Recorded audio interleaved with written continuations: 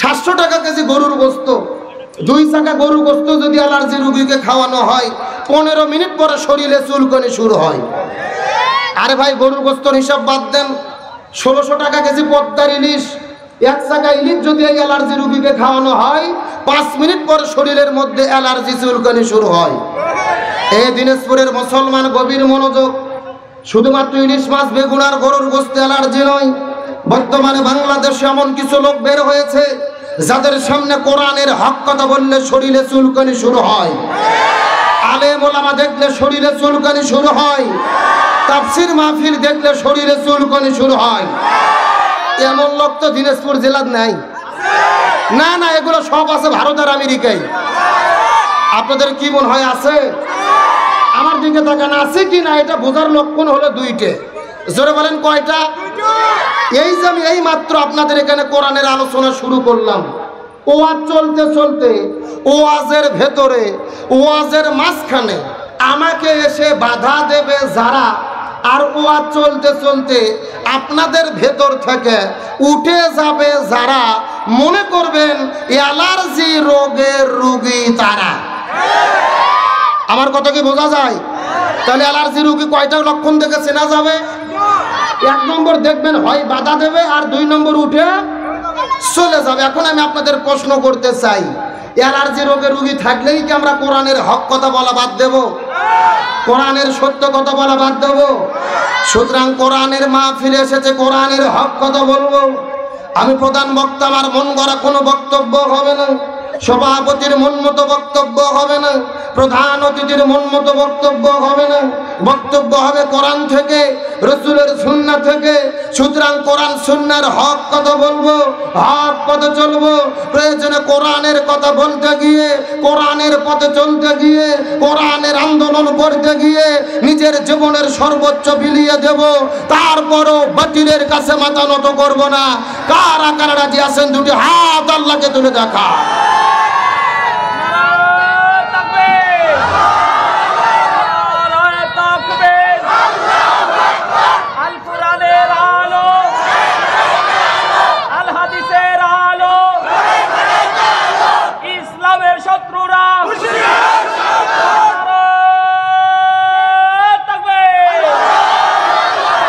আপনারা কি মন খারাপ করলেন? কষ্ট পাইলেন? আজকের মাহফিলে আলোচনা চলবে যতক্ষণ তাকবীর হবে ততক্ষণ ইনশাআল্লাহ। এখন আপনারা যদি অনুমতি দেন আমি সরাসরি কোরআন থেকে তাফসীর শুরু করতে চাই। আপনারা কি রাজি আছেন ভাই? সবাই আমার সঙ্গে পড়েন, আউযু বিল্লাহি মিনাশ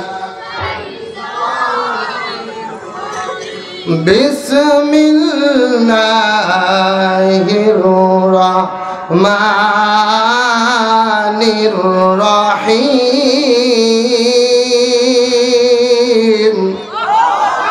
কোরআন তেলাওয়াত হলে ডাকবো কাকে?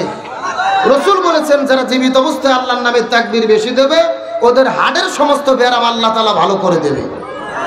চিৎকার করে বলেন তো দেখি আল্লাহু আকবার। আলিফ লাম মিম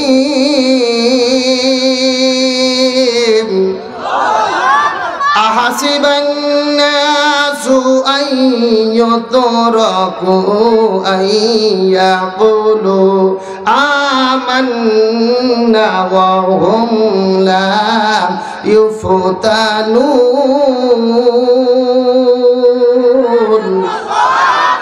وَلَقَدْ فَتَنَّا الَّذِينَ مِنْ قَبْلِهِمْ فَلَيَعْلَمَنَّ اللَّهُ الَّذِينَ صَدَقُوا وَلَيَعْلَمَنَّ الْكَاذِبِينَ।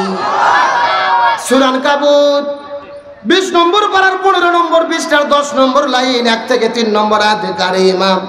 তাফসীর ইবনে কাসির, তাফসীরে কাবির, তাফসীরে কুরতুবী, তাফসীরে মনির, তাফসীরে মারিফুল কোরআন, তাফসীরে খাজিন, তাফসীরে তাবারি, তাফসীরে ফি জিলালিল কোরআন, তাফসীরে তাফহিমুল কোরআন। এই আয়াতের উপর ভিত্তি করে 1 নয় 2 নয় অন্তত 10টা তাফসীর গ্রন্থ আমি দেখেছি। এই আয়াতের ভেতরে আল্লাহ তাআলা এত পরিমাণ কথা বলেছেন।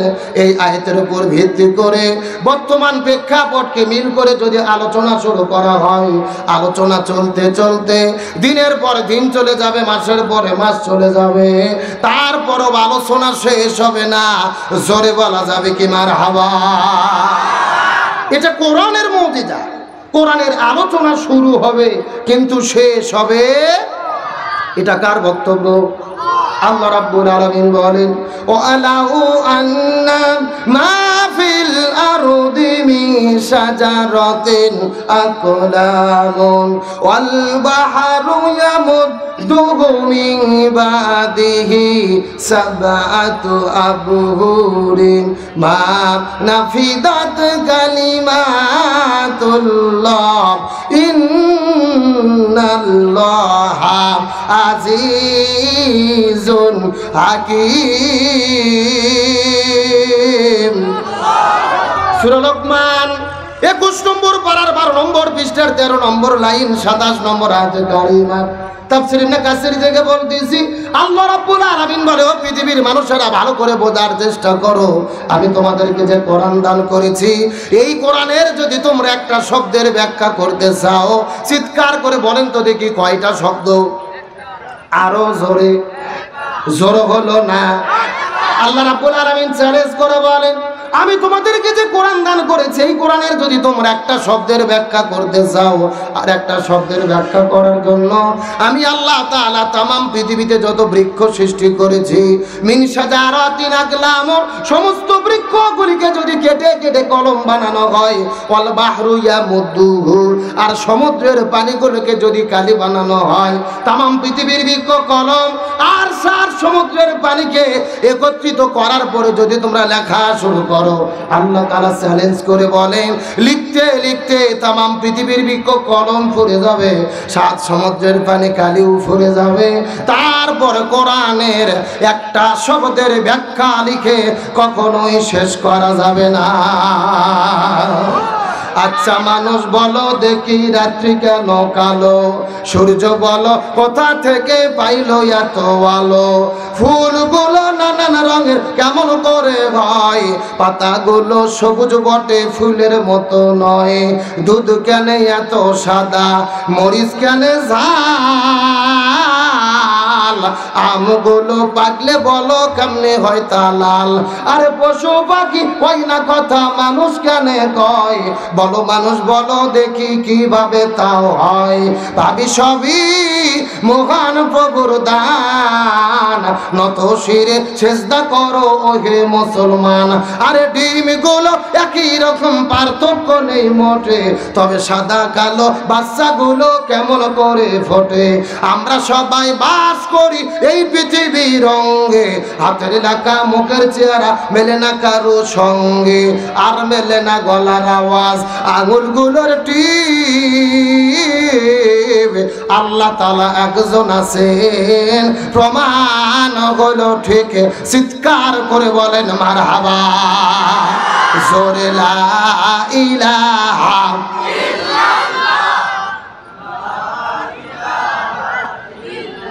একসাথে লা ইলাহা, জোরে লা ইলাহা, লা ইলাহা ইল্লাল্লাহু মুহাম্মাদুর রাসূলুল্লাহ। সকলে পড়ি সাল্লাল্লাহু।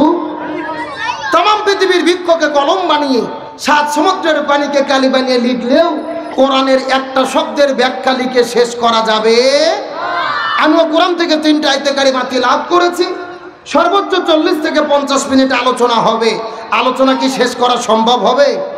যদিও সম্ভব নয়, তারপর আয়াতের উপর ভিত্তি করে বর্তমান প্রেক্ষাপটকে মিল করে যতটুকু আলোচনা জানা শোনা এবং আমল করা অতীব জরুরি, ততটুকু আলোচনায় গুনাহগারের মুখ থেকে যেন আল্লাহ তাআলা বের করে দেয়। সকলে পড়ি আমিন।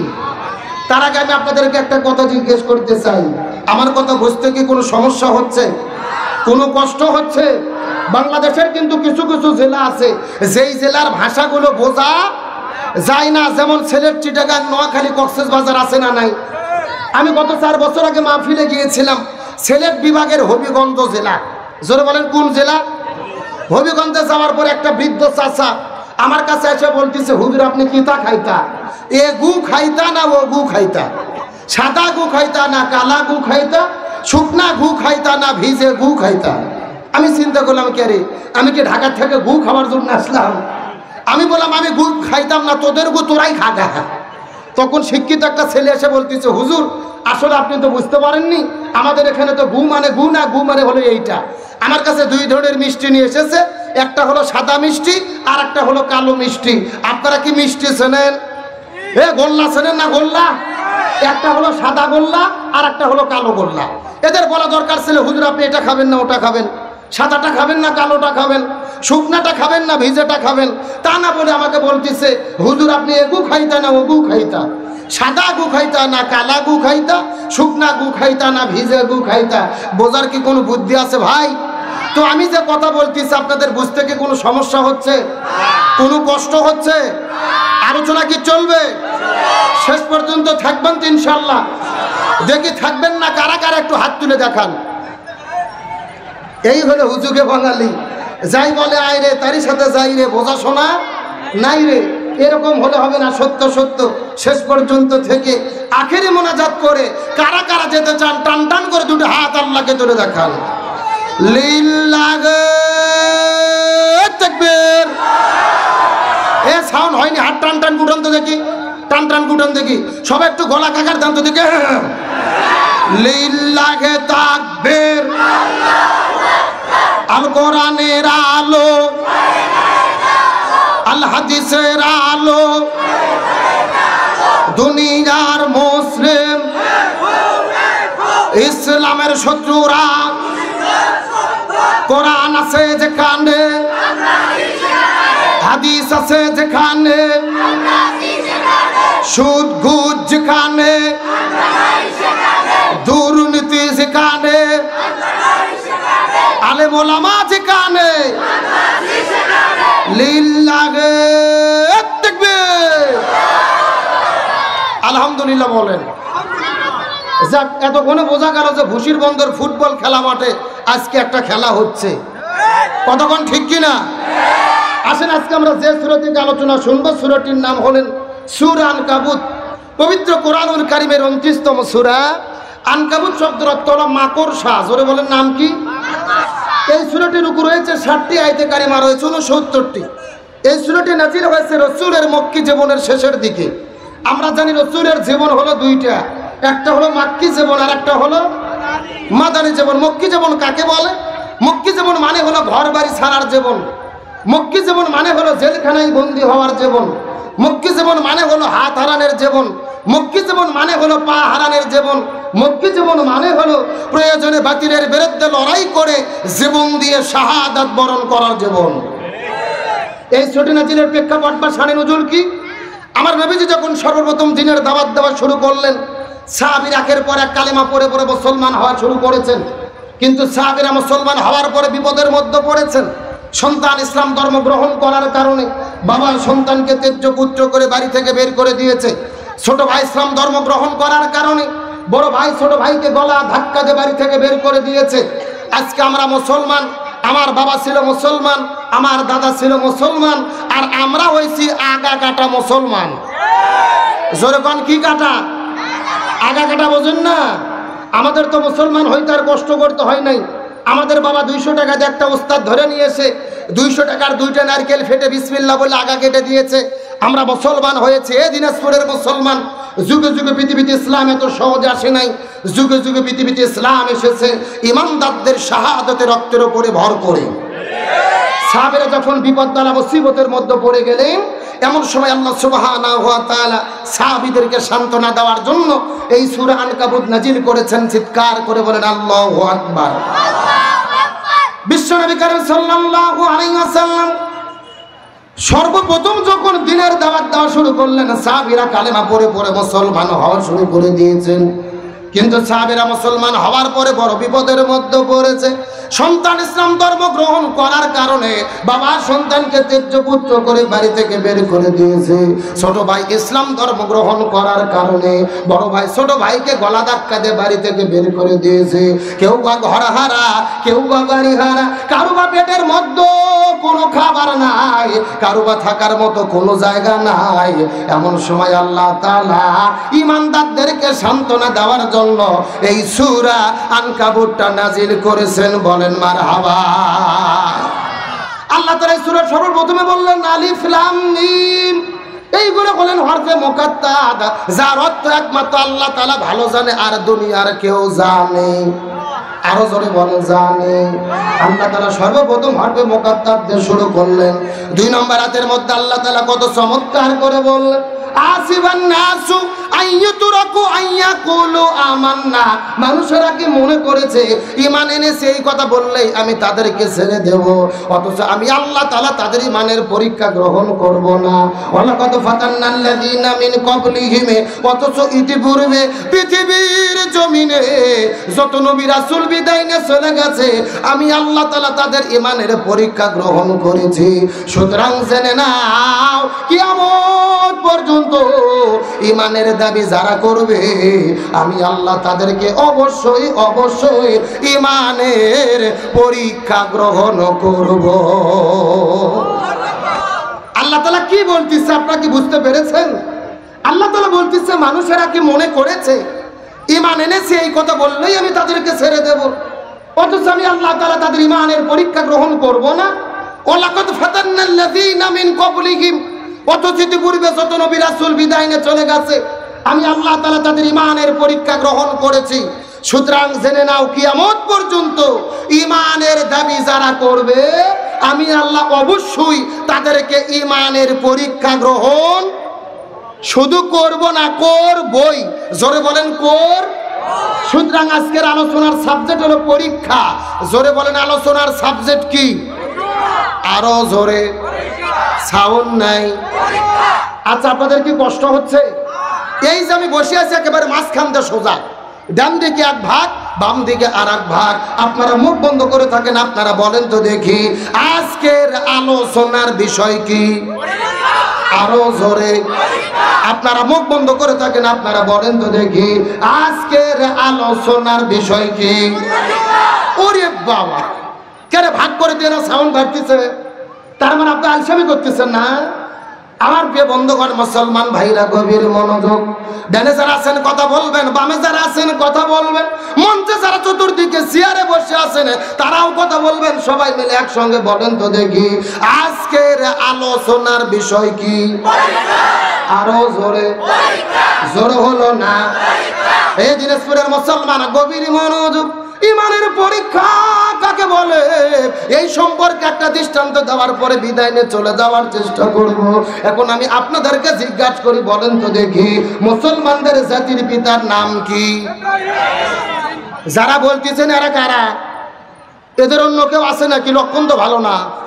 চিৎকার করে বলেন মুসলমানদের জাতির পিতার নাম কি? কে বলেছেন? মিল্লাতাম আবিকুম ইব্রাহিম ওয়া সাম্মাকুমুল মুসলিমিন। আল্লাহ তাআলা ডাকতে বলে পৃথিবীর মুসলমানেরা তোমাদের জাতির পিতার নাম হলো হযরত ইব্রাহিম আলাইহিস সালাম, আর তার মাধ্যমে আমি তোমাদের নাম রেখেছি মুসলমান। এই হযরত ইব্রাহিম আলাইহিস সালাম যখন দ্বীনের দাওয়াত দেওয়ার জন্য বের হলো, ওই নমরুদের কাছে যখন দ্বীনের দাওয়াত নিয়ে চলে গেল, নমরুদ তো দ্বীনের দাওয়াত গ্রহণ করে নাই, ইব্রাহিম নবীকে আগুনের মধ্যে ফেলে দিল।